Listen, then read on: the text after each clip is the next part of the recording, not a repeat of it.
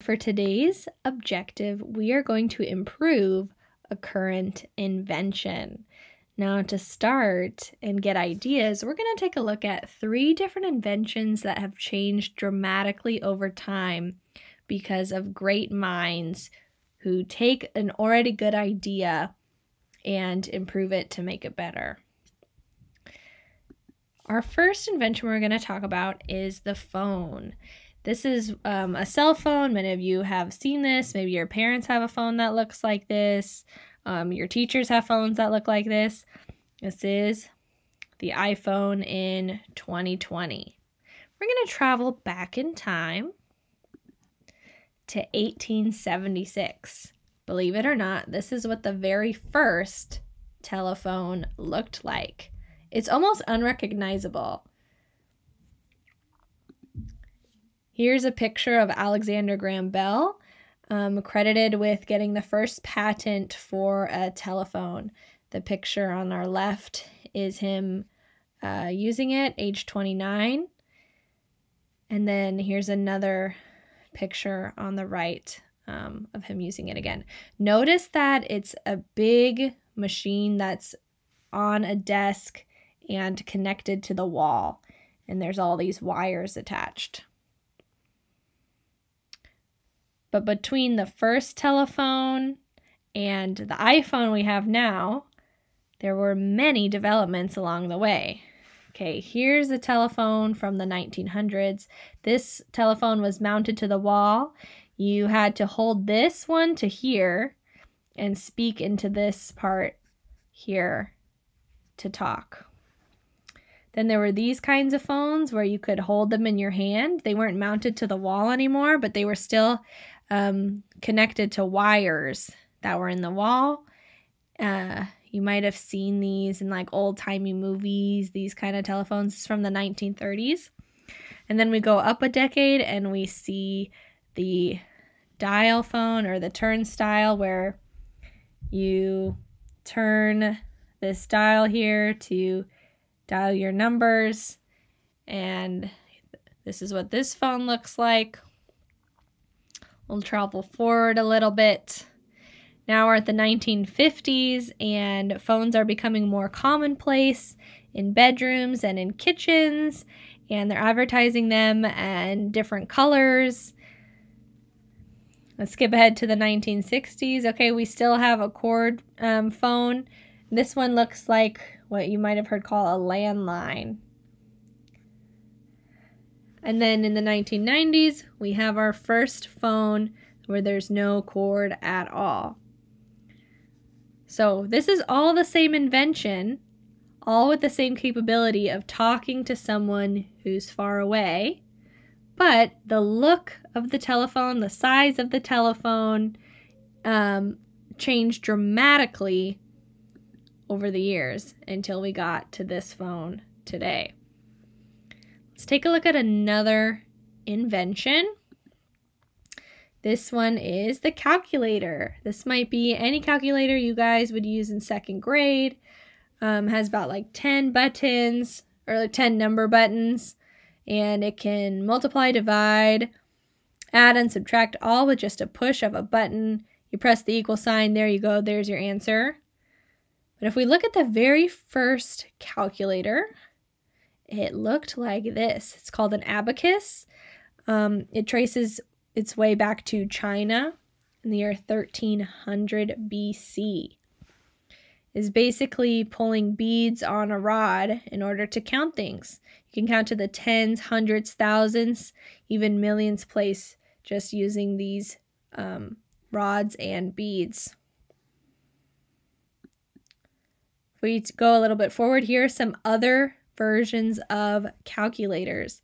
This one on our left is called Napier's Bones from 1617, and it was another way of, it almost looks like a times table. You could multiply, divide, add, subtract numbers, and you had to turn these knobs for it to work. Up here, this type of calculator is called the slide rule, and it's like turning discs that you can multiply numbers with. It was invented many hundreds of years ago, but this one was used up until I think the 1980s this one is used. That's why the picture looks so modern, is because they just kept improving that design and using it for different calculations. This one on the bottom is Pascal's calculator. Once again, it had something to do with these turning the wheels, and you could only put in 5 numbers at a time. Looks a lot different than the calculator we have today. Okay, the third invention I'm going to take you to is one we use every single day, twice a day, the toothbrush. Now this is something, it's not really a machine, so you might not be thinking of it as an invention, but it is. It's something we use that helps improve our lives. So before toothbrushes looked like this, I'm going to show you a picture or a replica of one of the very first toothbrushes. This is what it looked like. It was called a chew stick. Many ancient civilizations used something that looked like this, which is basically a thin twig that was frayed at the end. And people use this to clean their teeth.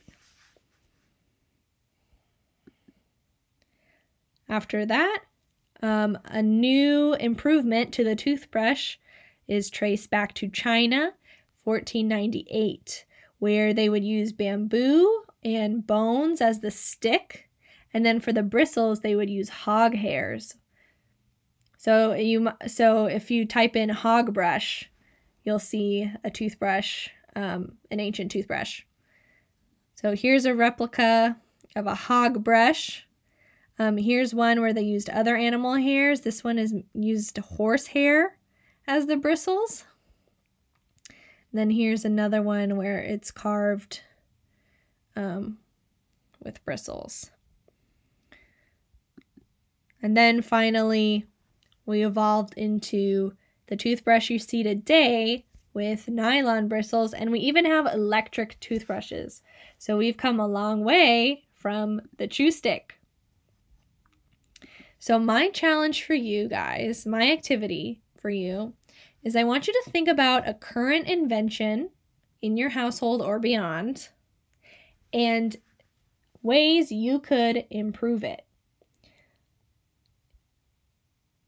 I want you to think about the color, the texture, what is it made out of, what can it do? Okay, if you take, for example, our phones today, we think they're the coolest thing ever, but 10 years from now, 20 years from now, they might look completely different.